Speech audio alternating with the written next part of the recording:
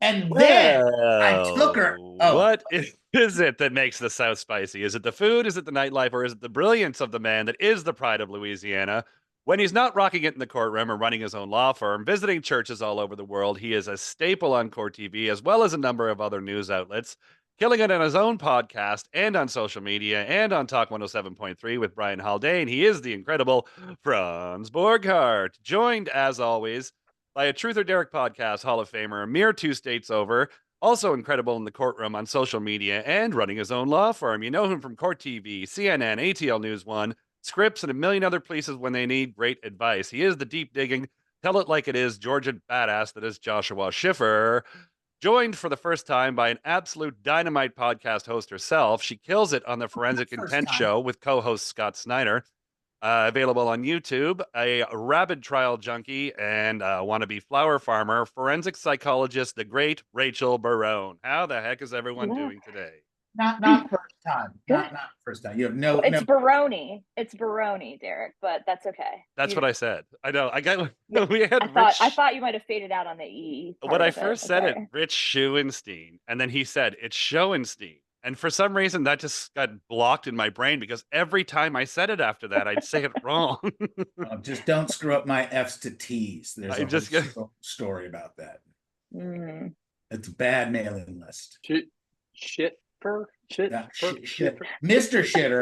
Mr. Shitter, when he took the PSAT in the 90s, or sorry, probably like the very end of the 80s, got on a college mailing list with the F's to T's. And both my parents are Dr. Dan and Dr. Gail Schiffer, academics, not medical.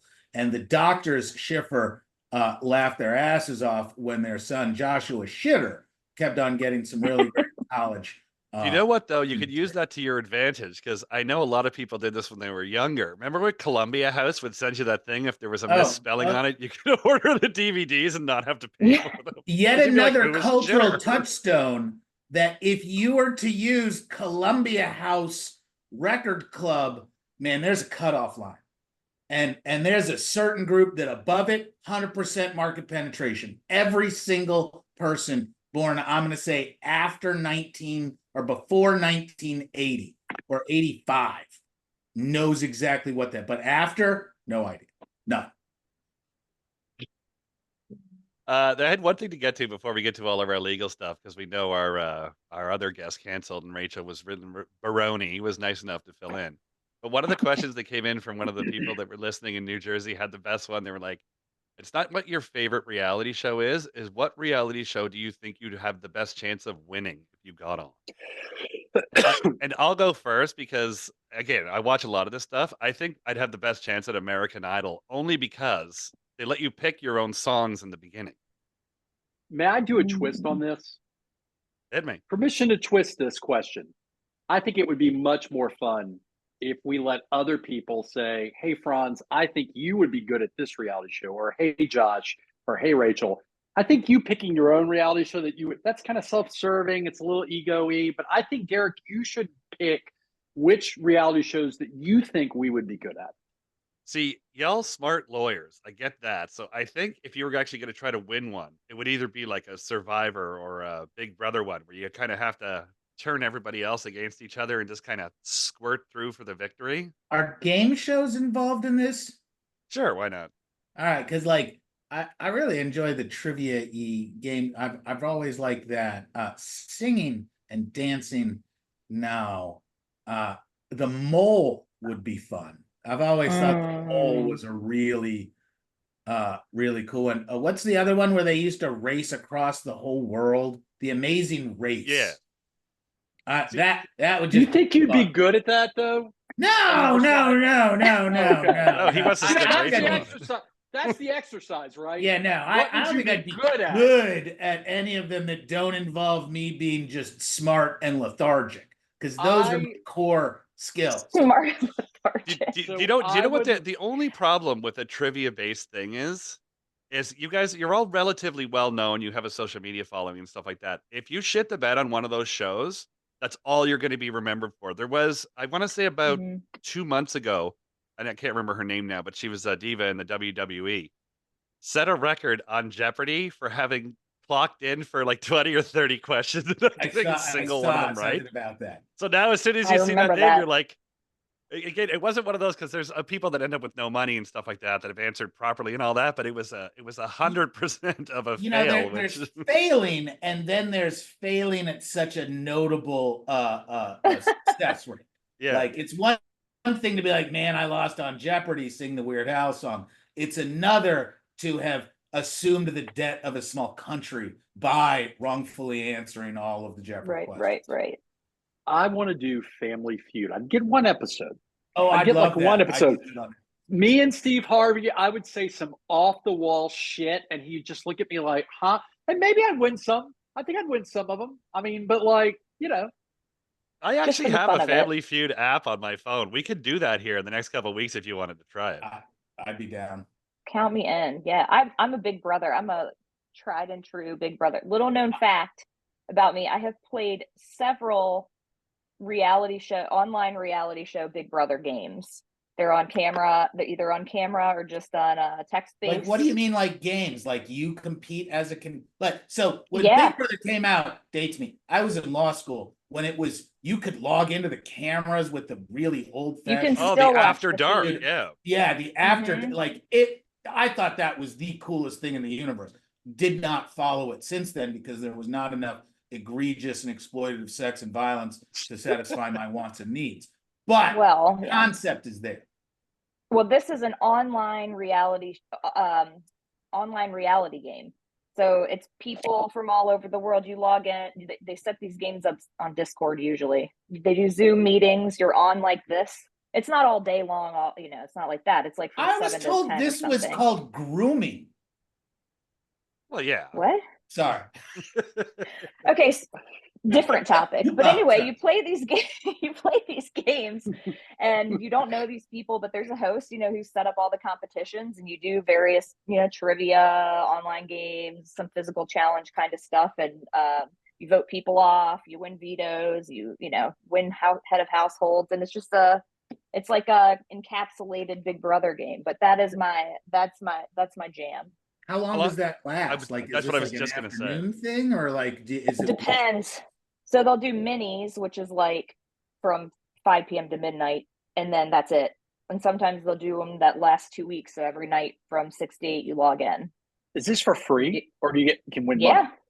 money? No, so depends. Some of them are just free. Others you pay. Each person pays $20. Whoever wins gets the pot. We talked Yeah. with because we were going to put together And another I've won. one. I have won several. I kind of dig that. The Yeah, next Big time we'll have Brother, if you're the next time we have you're out Rachel on, there. I'll put online head of household champion Rachel Barone. That Yes. definitely needs to Well- go on the CV. There was another one when we were talking with Cheryl McCollum and Lisa Ribicoff that we were going to do an online haunted escape room for money or something to Oh. that effect. Very cool. I love the Japanese ones. My favorite Japanese show was they didn't even tell the guy he was being recorded. They have very different civil rights and Oh, like you wouldn't Clearly. believe. and they lock this guy in a room and with naked. The only thing he can do is enter contests. And he doesn't even get told, by the way, you're on TV this entire time.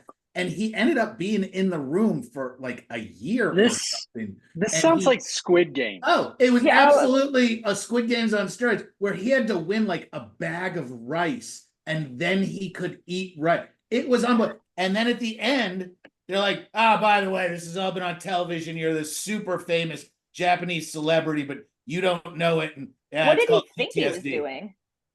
Yeah, what did he think he was doing? A year? Like, did he know this is like a game show, or do you think he was being tortured by the government? I'm What gonna was find this? it now.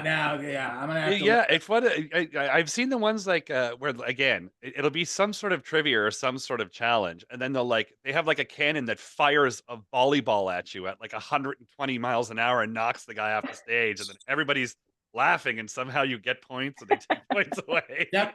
Here I've got it. It was called The Contestant.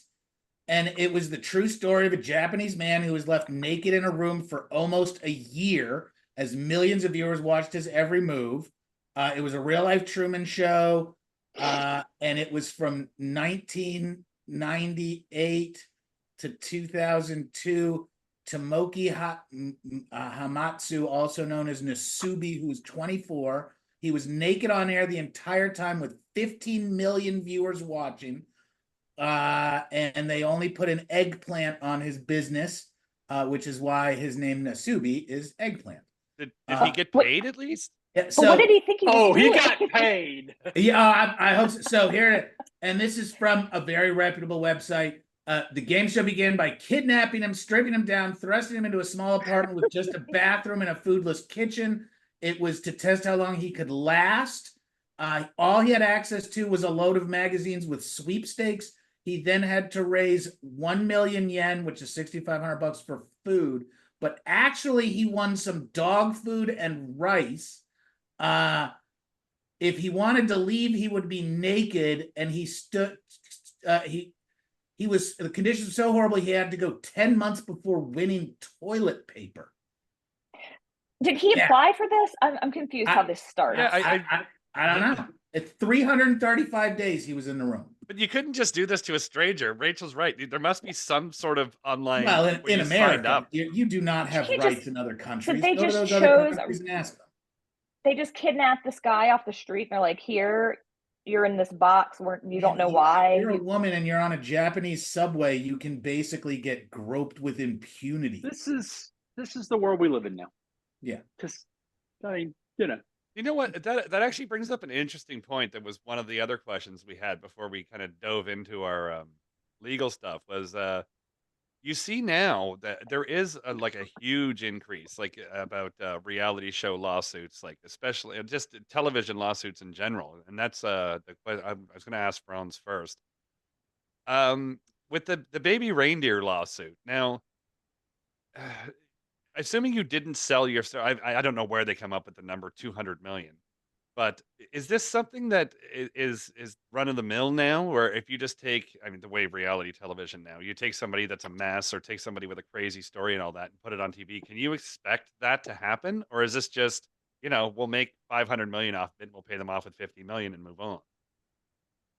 I don't, look, I'm a broke dick criminal defense attorney, but I will say nothing surprises me at this point.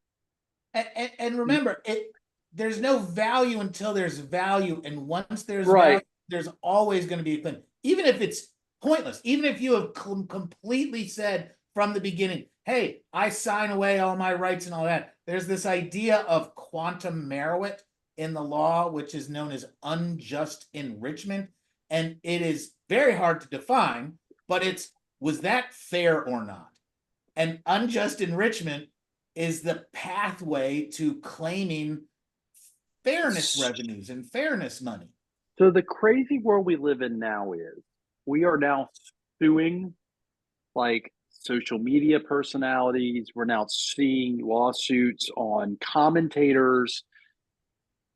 And at first I thought these lawsuits have no viability whatsoever. Boy, was I wrong. And it's like, it's not even, and keep in mind, so if it used to be, if I said, Derek, hey, it's my opinion that Josh is X, Y, and Z. Well, it's not defamation of character because it's my opinion. Now it's like, I gotta be real careful what I say about people. Well, it's also like you guys said, if there's money involved, like, somebody's Well, out the there shooting your shakedown mouth effect. off. It has, but If you're sitting on a pile of money that was derived from something I did, even if I don't have a great claim, I'm going to put a gun to your head through a lawyer and say, hey, give me some of it till I go away. Because the cost to defend stuff gets outrageous, and it's a chill on conflict. And that's really what we've developed in the criminal justice and civil justice system. The bar to entry takes a lot of discussion. It's one thing for me to sue a local construction company. They're going to have a local lawyer and they're going to be all, man, the moment you get into suing people that have a bigger reach, the countersuit comes in, you can suddenly be trapped in a big money situation that takes money to make go away.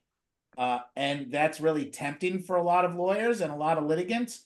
It's also really frustrating for the people that have the money because they've got a very real hey, we're just getting sued because we've got money.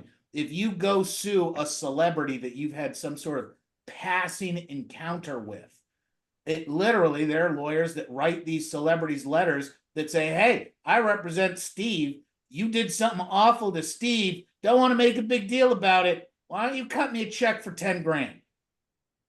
Now, if you've got enough money that 10 grand isn't worth and there are people that do. And it sucks, but there is a nuisance value to certain things. Then there's the actual value, like Franz is talking about with First Amendment and damages. That's where the equation has really changed. Now people are trying to claim these outrageous damages because everybody's an influencer and everybody's opinion is worth something. Don't I have a constitutional right of saying stupid shit? Do I not have that Everybody right else anymore? does. I just want to be able to say, Rachel, I just want to be able to say stupid shit. You can say stupid shit. Say whatever you want. You can. It's totally fine. Well, you have my permission. Speaking of saying stupid shit, or at least writing it down, this Sarah Boone thing. So now she's my favorite. I heard Franz is like number 3 in the selections. Like for anybody, my video. That was awesome. Hold on. Let's give her what she wants. Let's give her. She's playing stupid games. She deserves stupid pride. That's the reality show. Now, defending Sarah Boone. Yes, Josh. we talked about this in the winter with, I can't remember, it was somebody else, but what's been swept under the rug here is that she's looking for her 9th lawyer. 9th. Like, I can't imagine.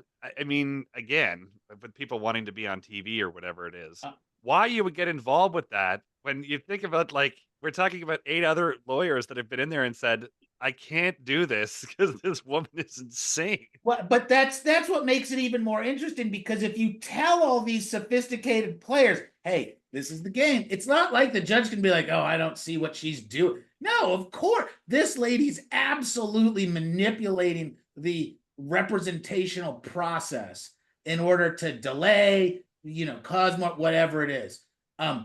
Everybody knows she's playing the game. She's just apparently playing it as well as the people that think they can outsmart her. And I think at some point she's figured out whatever her magical, this is my magic phrase to conflict out noisy withdrawal lawyers. And I'm with Franz. Put her up. Just put her up. I don't think she's doing as good of a job as you guys think she's doing. Now, lest we forget. Hold on. Lest we forget. She played a game with her partner. I'm going to use that word, where she put him in a suitcase and filmed her talking shit to him as he slowly suffocated in said suitcase. And we're shocked. And we're shocked that she's acting this way. First of all, that was not a game. I will never believe that was the game. But yeah, I'm not shocked. I'm fascinated by her, honestly. I've been working on my arts and crafts just like her. Psychologically, I can't. What are the diagnoses just out of DSM that just come to mind? Because really, she's clearly narcissistic. She's got some borderline traits, some borderline personality. No, she's not psychotic. She's not psychotic. Sociopathic? Some little sprinkling of some sociopathy and some antisocial traits. She's definitely got the narcissism going on. I mean, her interrogation video is like, and it's amazing because I love the things she quotes as her assets, like her honor roll status in high school. She's always gotten good grades. She's a great mother, and she's she excels at everything. That's like those people that have a resume that says that they were high school dunk champion. Yeah. One quick question for Rachel, because I know we talk about the legal side of it, but if someone like this or her was, had seen 8 other forensic psychologists and walked into your office and you knew this, would you be interested at all, just from a curiosity standpoint, or would you just say, listen, I'm not the person for you? Well, I mean, I guess I'm going to be technical about it. Depends on where the referral source is coming from. Is she independently contacting me saying, hey, I want an evaluation, or is this through her attorney that doesn't exist? Or I think what he's getting at is there's a challenge, an intellectual and professional challenge with certain clients. She's not, evaluation wise, she's not really that much of a challenge. Okay. Working with her, it would be a challenge. If she had to be your continued client in any way, shape, or form for any profession, that would be a challenge. But evaluation wise, she's classic. She's the symptoms are obvious. It doesn't take a lot of digging. So Rachel, would it be different if she was super wealthy? Like, we don't always like to go the money route, but at the end of the day, really? I'm assuming this little poster she put out for lawyers, she doesn't have any money, right? She's just looking for someone who. Well, I'm assuming that this is like your payment is your fame. Yeah. Hold on. If I'm getting paid to do tactically stupid shit, and I'm getting paid handsomely, I'll try a case that I know I'm going to lose. It makes it easier. No disrespect, I was a public defender once. I don't mind representing poor people. I don't want to willfully represent someone like that for free. But if you $20 is $20. Yeah, dude, that's what Franz is getting at. Listen, I'm a private dancer. Now, what I'm more butthurt about, not to make this about me, what I'm more butthurt about is okay, Sarah. I'm single, and this woman has found a dude that she's able to convince to put it into a suitcase. What the F?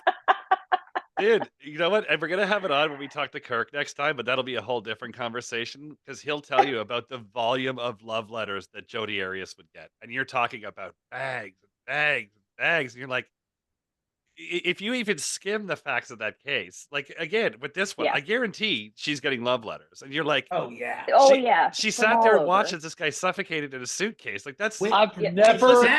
That makes me then go to this level because now that we've got the technology, pulling this kind of hypo out of the law school. What prevents someone who is incarcerated who has otherwise access to the internet in the way that many inmates now have access to video calls and things like that? What stops them from basically creating the cash-in exploitative model? OnlyFans? Yeah. And be like, hey, listen, I may be locked up, but I will still send you all my naked photos and and the stuff. Because if she wanted to monetize it, there's an easy tens of thousands, if not hundreds of thousands of dollars due to the kind of people that write Jodi Arias love letters when she's a creepy kid. Do you remember the creepy Murdoch where he had his shirt off? Oh, yeah. Oh. And when people went nuts, people were like, oh, I think he's. I'm like, I've never been convicted of any felonies, and that it's so unattractive. Rachel, I never put anyone in a suitcase. Not to make it about me, but what does this woman have? What does she bring to the table to convince a human being to get into a suitcase with her? And Franzi's single. Yeah. I'm going to tell you. I'm going to tell you though.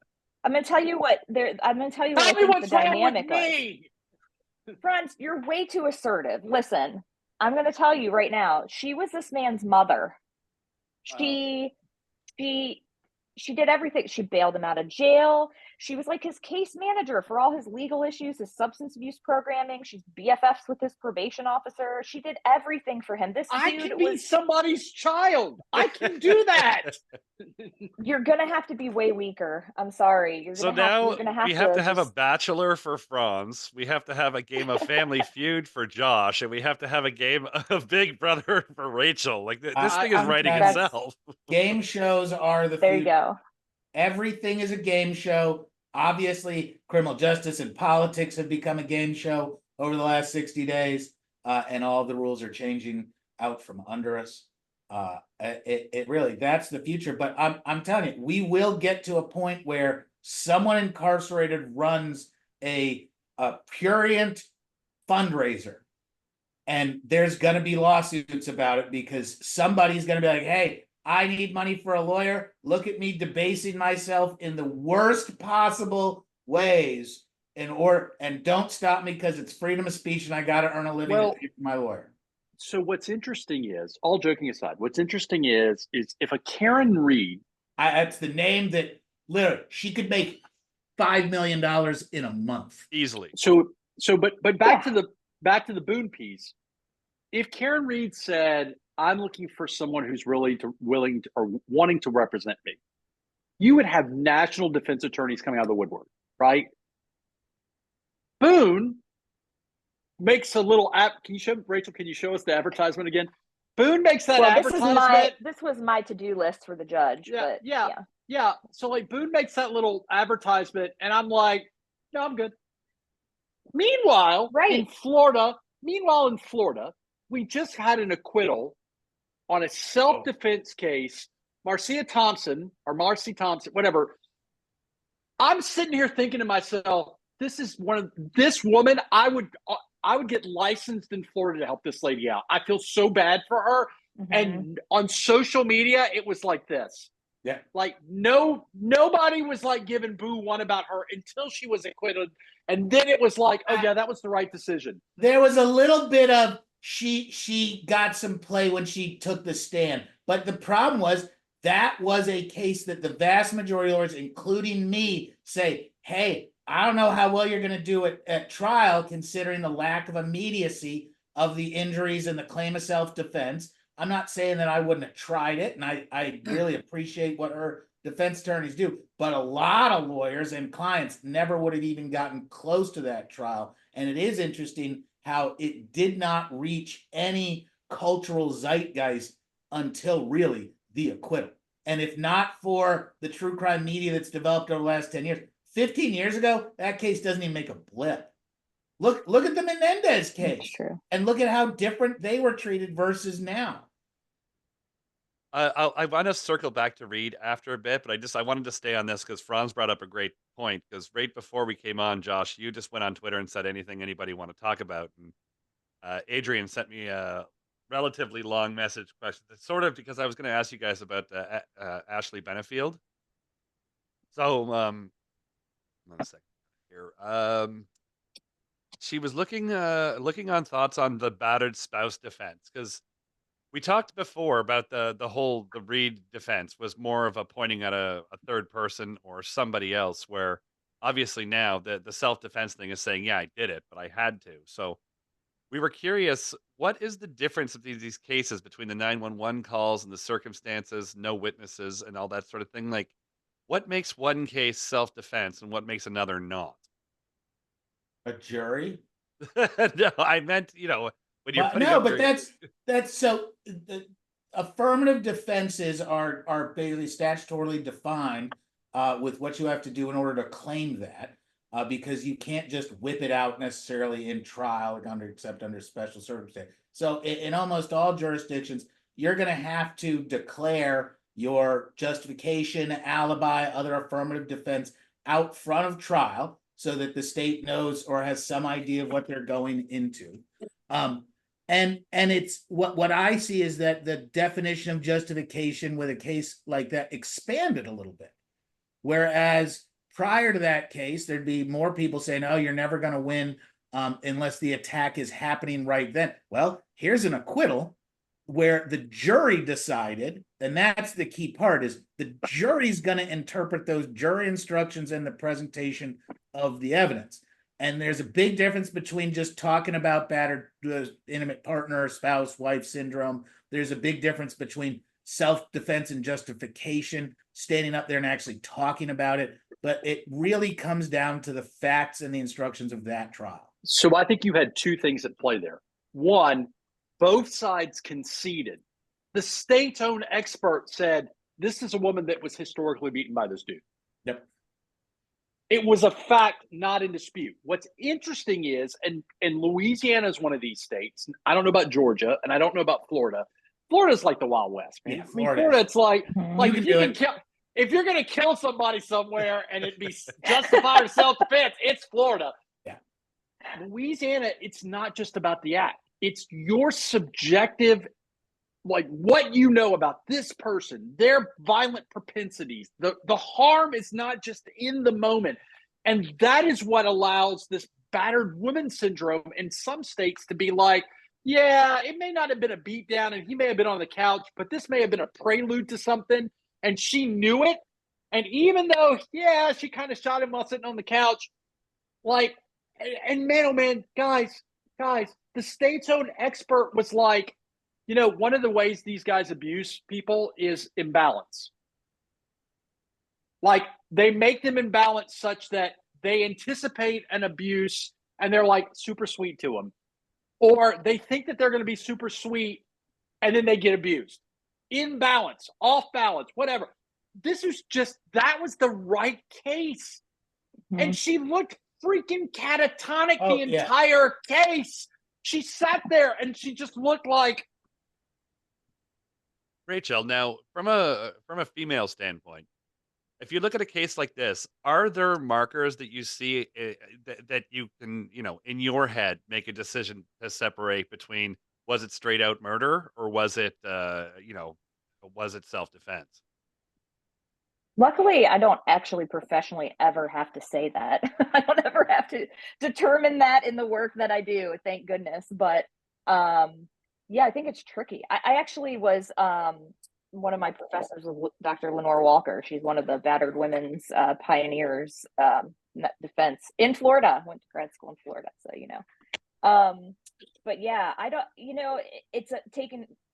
The risk assessment is really important. The full detailed history is really, really important. I think what makes trials difficult is you don't always have the whole story. No offense to you attorneys, but you don't get the full story, and not everything comes in, and as we learn, very challenging.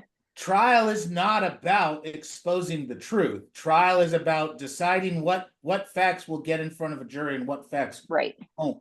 It is hiding facts from the jury, and that's what a trial is. What I think is really fascinating about this particular case is that a prosecutor decided to go so strong when there was this irrefutable evidence that why beating the shit out of her and she was terrified. To me, that goes to a prosecutorial mistake by not coming in with a mitigation going, all right, listen, I understand that she did something that she looks a lot like this. In combination with all these extraneous facts, we're going to give her aggravated assault and 5P. And then you skip the trial. That's what more likely than not happens in a busy trial circuit in Georgia. I think this prosecutor had tunnel vision and missed an opportunity with the grand jury, because she could have taken this case to the grand jury, and I'm going to use the phrase, she could have shit canned it. Yep.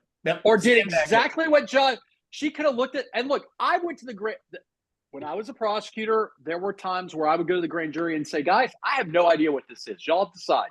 This is what the law is. There were times where I would go to the grand jury and say, hey, y'all may want to indict for murder.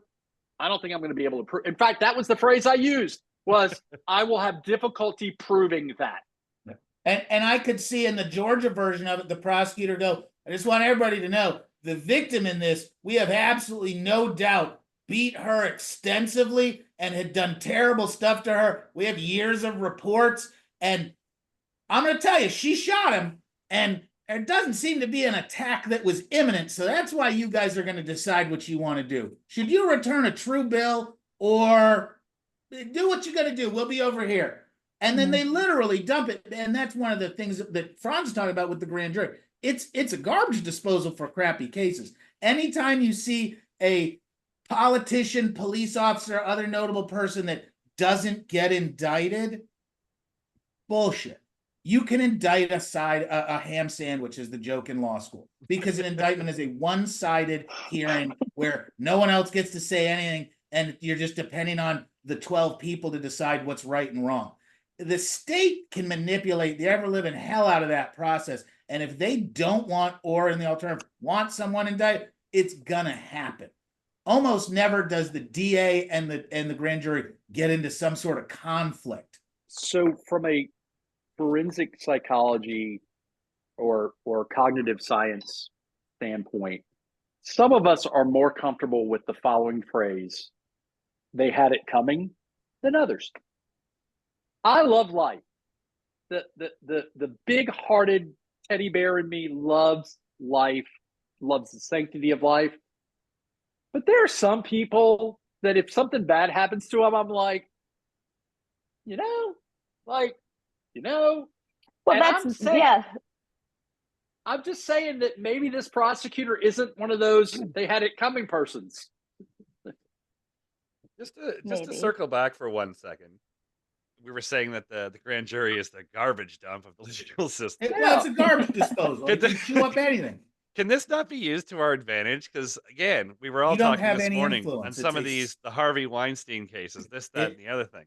It It's is not only, again, working with you guys and learning how everything works. It's like Josh has a bunch of cases. Everybody's got a whole bunch of shit to do.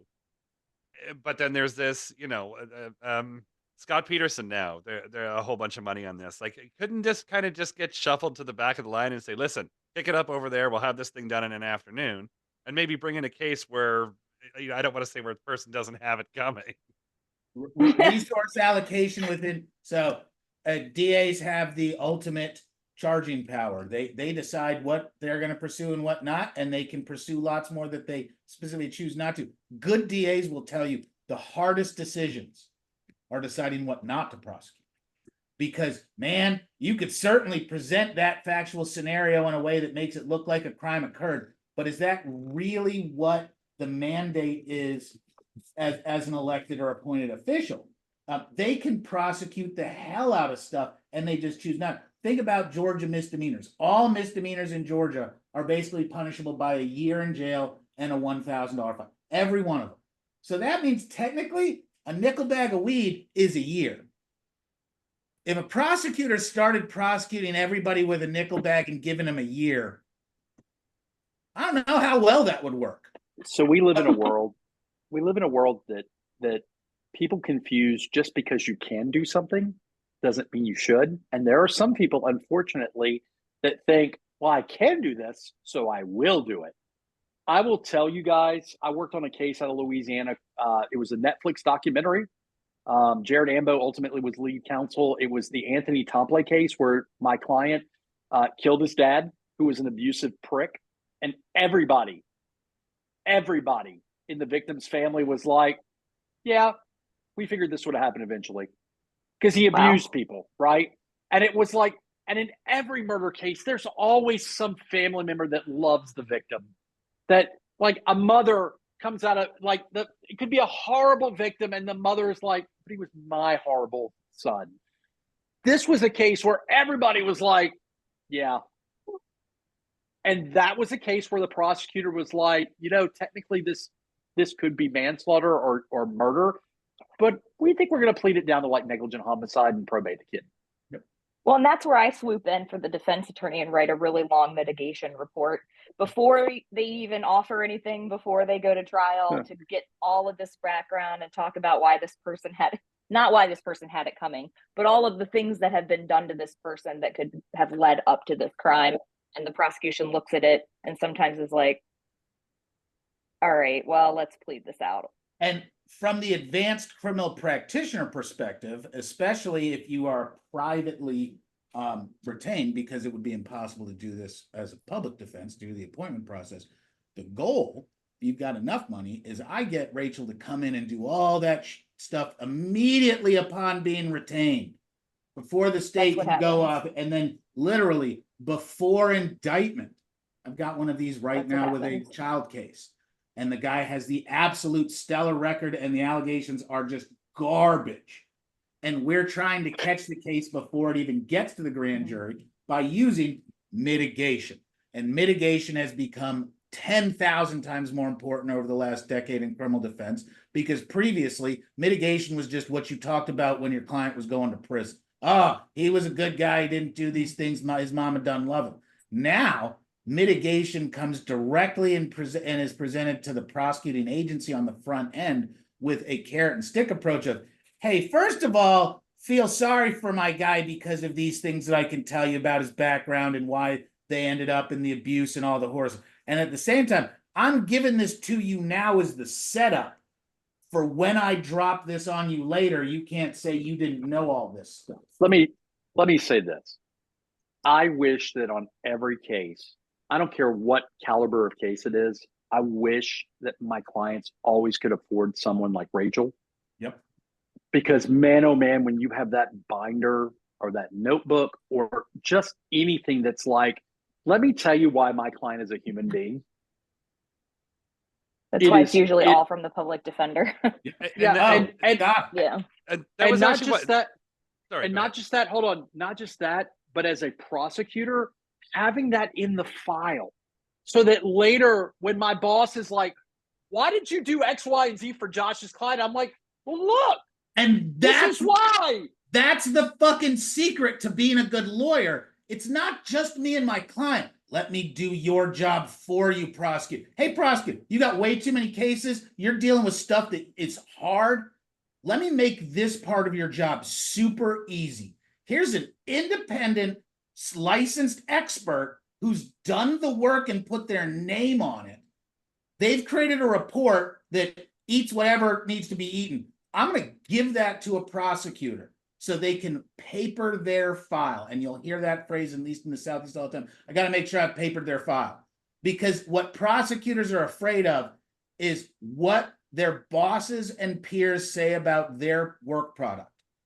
And you need to be able to stand up to the attack. You need to be able to justify, like Franz said, oh, I gave Josh's guy the reduction to manslaughter, the reduction from DUI to a reckless driving, billions of dollars is spent on that. The reduction from an aggravated assault to something that doesn't involve that kind of felonious injury. Huge. But it's doing the prosecutor's job. And we break the fourth wall. And I'm literally like, yeah, I know I got to get you something to protect your ass when your boss comes down and says, why'd you reduce this? So give it to him. You guys, now, I got to run. I got to pick the kids up. Did you have another question? I just had one quick question for you because you guys, again, I don't want to use Karen Reed for an example, but you were saying that a lot of the work you do where you put your file together and all that sort of thing happens before the trial. Does that whole thing usually work out the way you thought it was going to? Or is there sometimes kind of a twist where I don't want to say you got worked or you got lied to, but halfway through you're like, yeah, this didn't shake out the way I thought it was going to? I'm going to let you guys answer this because they never tell me what ends up happening. Rachel, thank you so much. Thank you, Rachel. I'll talk to you guys Give soon. Scott our best. Will do. Bye. Talking about that, though, Derek, so you get the report whenever you order it.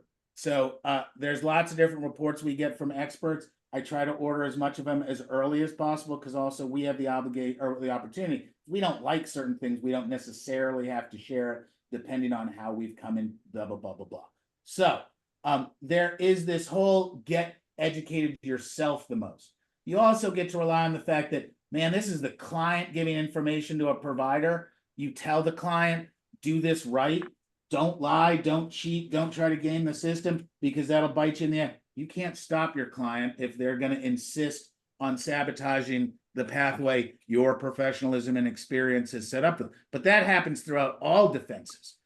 Every defense lawyer gets ignored by a client and you're like, you paid me for advice and I gave it to you. And now you're just going to ignore it. And that was going to be my follow-up question for you guys. Because obviously, you guys have been around the block a few times. You have this figured out, but there's got to, I would imagine there's hundreds of times where the person sat down and kind of told you the story where you have to say like, listen, that's bullshit. You got to tell me what actually happened so we can kind of sort this whole thing out. Like, so in the presence of mental health issues, sometimes I've got to protect my client from him or herself. And I may have to have an evaluation to see what I'm dealing with. And the weird part about that is in the federal system, I have to, just like Josh alluded to earlier, if I'm going to raise sanity as an issue in federal, I have to affirmatively raise it within a certain time period. And once I do that, my client gets shipped off to the Bureau of Prisons to get evaluated by the federal government, which I can traverse those evaluations, but they get evaluated, right?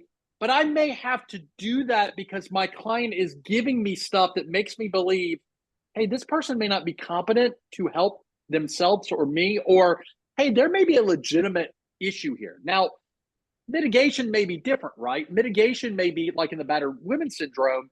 Yeah, I'm going to have my client evaluated. yeah, I'm going to put together a mitigation packet, which may include like interviews from other abused people in this guy's blast radius and all this other stuff.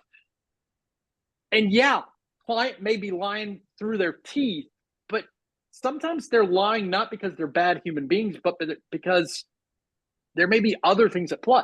And the lying can be part of their particular mental condition, where you have people that are genuinely believing that when lying, it gets really fishy. Now, I want to draw a distinction, though, because that's very different from something that I see, especially in fraud and embezzlement cases, where in 99% of fraud and embezzlement cases, or I'll say embezzlement, the defendant is going to claim what they were doing was absolutely proper and available, and they weren't violating the law, and they weren't stealing. I wasn't stealing the money. I needed it. First time I heard it, I was like, no, come on. It's just so clear that this is a bribe or this is a fraud. And lo and behold, every one of them, the person's like, I didn't do anything wrong.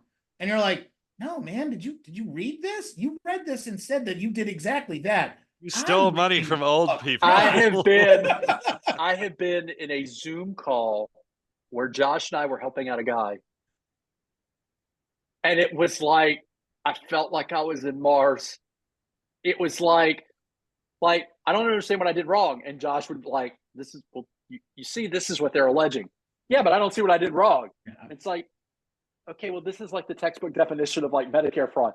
Yeah, but I don't get it. I mean, and a very sophisticated person. We're not talking about idiots. These people make and I love a lot of big business decisions. I love how he's having this conversation with a lawyer where you have to sit down and say, "Oh, do you not realize that you're in fucking trouble?" The guy's like, "No, I didn't do anything wrong." We've had these conversations, and by the way, there were multiple lawyers involved in that conversation, and the guy was very nice and really knew his case, and he just kept on insisting that what he had done wasn't criminal.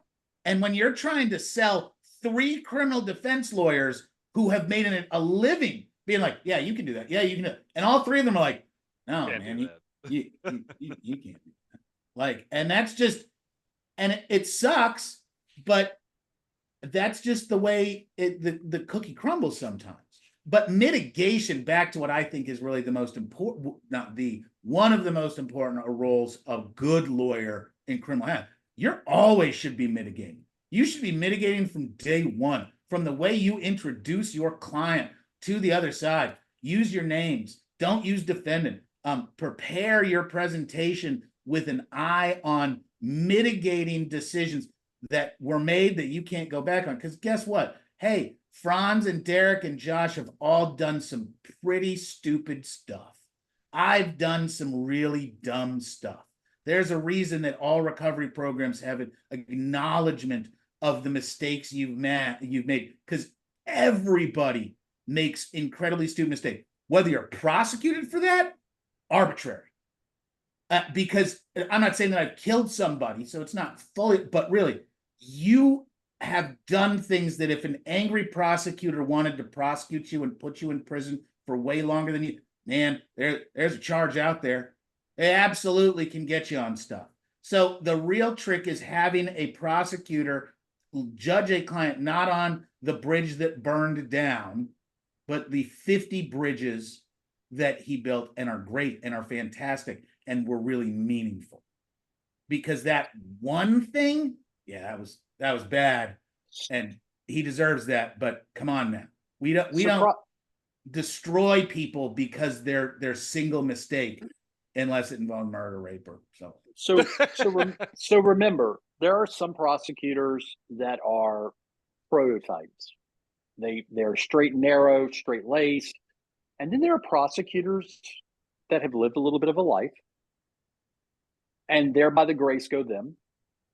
And those are the prosecutors that are very receptive to mitigation and very understanding. Now, the first one, the straight-laced prosecutors can be very understanding as well. It is just a different conversation, right? It is the textbook example is, well, Franz, I wanted to cut your client a break, but they relapsed. So why am I cutting them a break? And my response is, well, addicts what they do when they're trying to get sober sometimes is they relapse. And it's a process.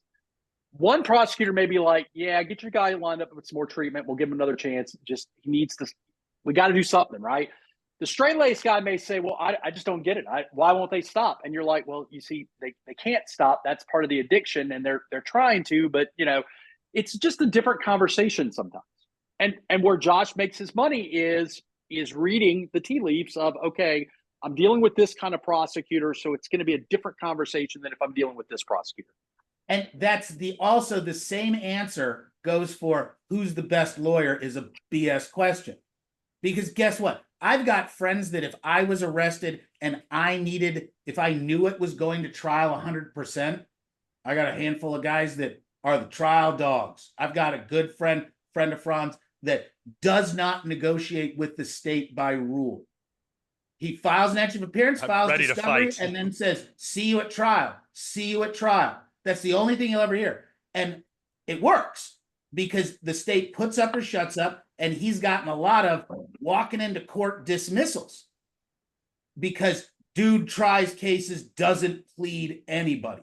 Do you guys totally different? Do you guys like often enough that it's a problem come across prosecutors that are really trying to be the hero, that are trying to yeah, it's a regular. You know what I mean? Like you know, it's the max sentence and all that sort of thing where you're like, wait till they only want a hero because it's you. Where they treat the other 5 lawyers way gently, but you're that big loud asshole who's on television, so you're a head to hang. So what's interesting is so Josh may deal with a prosecutor that he's had 1,000 cases with. And there's a mutual respect. There is I know what Josh is capable of. Common sense. Well, there's a respect level, right? What's sometimes difficult is if you go to a county or a parishes in Louisiana, where I'm dealing with a prosecutor who's never dealt with me before and may only know about me by reputation. Sometimes I want to be a faster gunslinger than Franz. Well, I'm not trying to sling guns. I'm just trying to help my client out, dude. So if you want to be a faster gunslinger, you got it. Sometimes I'm dealing with somebody who's just like, and it may be that they're that fair prosecutor in that other parish and I don't know them well, but man, oh man, I love it when predictability is the beauty of what we do. If I have dealt with consistency. If I've dealt with a prosecutor 500 times, I know most likely what she is going to do on 501st time. And so I'm not asking for stuff that's ridiculous. And they're not going to be ridiculous as to, it's kind of like when you deal with a prosecutor that's like, Derek, Derek, you're a prosecutor. I need X, Y, and Z, and I'm entitled to it. Oh, you're not entitled to that. And you're like, no, dude, we both know I'm entitled to this. You've given it to me before. Yeah, give it to me. We can have the same fight. Yeah. Well, like, and what Franz is getting at, that explains why plea negotiations, the way you plea negotiate changes as your career advances, and it's all about your personality, because the difference between negotiating a parking ticket and a murder is just the sentence. Like it's the same haggling that people have been doing for 5,000 years over camels and sheep. It's just how you approach it and have that resolution. I have major felony prosecutors where the negotiation part is a couple of minutes during a longer conversation. 20 years, 12 years, done. Well, dude, you joke, but that's kind of what, hey, listen, so, man, I know you came at me with 20. I was thinking like 6. No, man, I can't do 6, but I could go like 25 probated and 15 to serve. Dude, I can't do 15 to serve. I got to get him out. This is an 85% charge. So, man, I'm capped out at 6 years. So let me do 8. And you can do that part of the negotiation frighteningly quickly once it's really, you're sitting at the table and you're like, nah, how about that? Nah, I can't do that. Man, I can't sell my guy. I've got that right now where the issue isn't the length of the sentence and the probation and da-da-da-da-da. It has to do with one very small paperwork issue that my guy just happens to really care about. And that little thing can upset all of the other parts of the negotiation. And it's something that sometimes is important, sometimes it isn't, and sometimes you'll agree on everything but one little thing and then just ask the judge to punt on that one little thing. So So the client doesn't always like the first offer. And you may be dealing with a prosecutor whose first offer is incredibly reasonable. And in fact, so reasonable that you're like, you want to be like, are you sure you want really? Are you sure you really want to do this? And you go to them and say, look, this is a really good offer. And I'm telling you, it's never going to get better. And they're like, well, you can do better than that. And why am I paying you? You're like, hey, man, I'm not going to take the first answer. Public defender could have gotten that. Why did I pay you all that money? I paid you $2,000. I want 6 years instead of 8. Here's a frightening thing that has happened to colleagues and might have happened to me once, where the state provides you the offer buried in the giant discovery filing. And so when you're going through the discovery the first time, you might not notice that one piece of paper that has something on it. And you've sent it to the client, and the client goes, here's my offer. And you go, yep, that's the offer. And it's a really good offer. And you haven't necessarily done a lot to earn that offer because it was unsolicited from the state. How do you handle that? How do you go back, like Franz is talking about, to a prosecutor who has done everything we pray prosecutors be really super reasonable and understanding? And then you've got a very different issue of, I've got his duty to go zealously advocate. Do I need to go get more? And what am I missing? Why are they thinking this case is so weak? What did I screw up? So the worst is you have a public defender that deals with a prosecutor in a court, thousands of cases. And the prosecutor makes the public defender a very reasonable deal.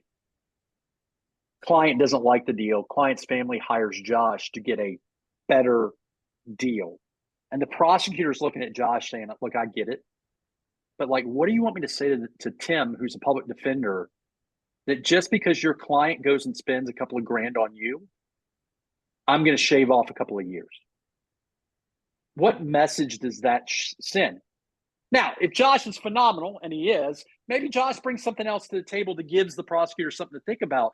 But I got to tell you, there's a lot of times I tell people, look, the offer that your guy is getting, your family member is getting, is a fair offer.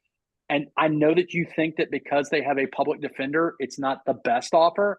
I may not be able to do any better than that offer. I will try my hardest, but that is a very fair offer.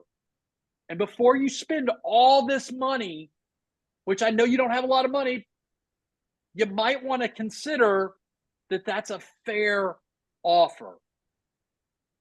And that is a tough conversation. And that's a tough, and by the way, not to cast aspersions on my brethren and sisters, we don't always do a good job with setting realistic expectations because the rent's due on the 1st, and man, that guy has a couple of $1,000s, and I really need that money for my operating account.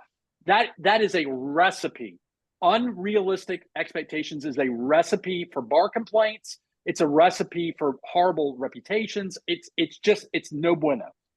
You know, it's fascinating. As we've all gotten to know each other and we've been spreading legal information over the last, 7 or 8 months, is I love that people can finally understand what the fucking nightmare that is the criminal defense attorney, because it's just for one thing after another. It's this, it's getting paid, it's going this, it's giving your client a good deal. They won't take it. Like, it's no wonder, like we've talked about before, that there's a lot of like drinking and drug problems and stuff like that. It's because like, and it's on all sides. Can you imagine any other job where you're showing up to work and they're like, here's the best deal we can get for you, the best deal possible. You trust me, I'm good at this. And the person says no.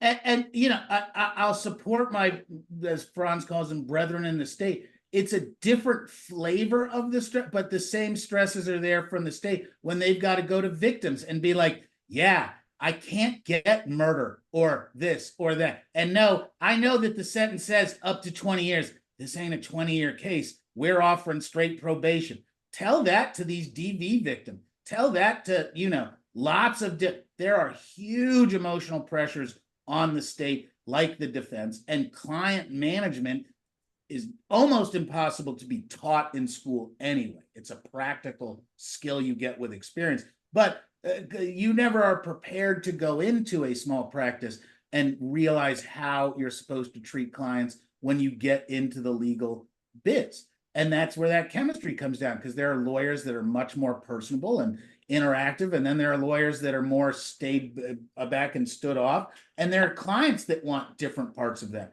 I have clients, and I subscribe to the belief that the more I know and the more I care, and there's mutual caring, that filters through and no one can deny it, so no one can stop me. Very different from someone who has a standoff representation that makes it kind of easy to make cut and dry decisions. And some clients really, really want that. I don't like you. Yeah, well, the ability to fire clients and to not accept clients is one of the great days of private practice.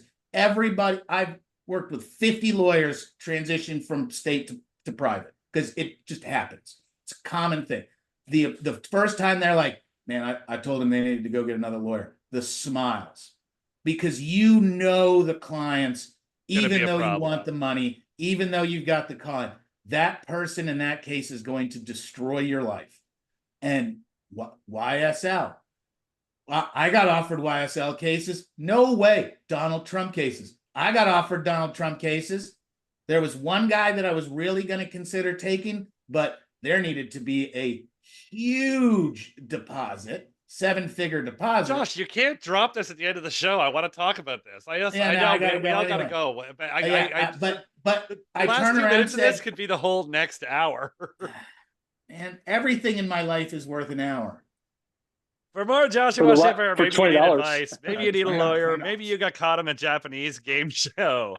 Check him out on Twitter at LawyerSchiff, on Instagram at LawyerSchiff, or at www.jdgrouplaw.com, and reach out to me for another spoonful of Franz Borghardt. Check him out on Twitter at Borghardt Law, on Instagram at Franz Borghardt, and for legal stuff at www.borghardtlawfirm.com. Much love, gentlemen. Franz, would you lower your hand so I can get a picture of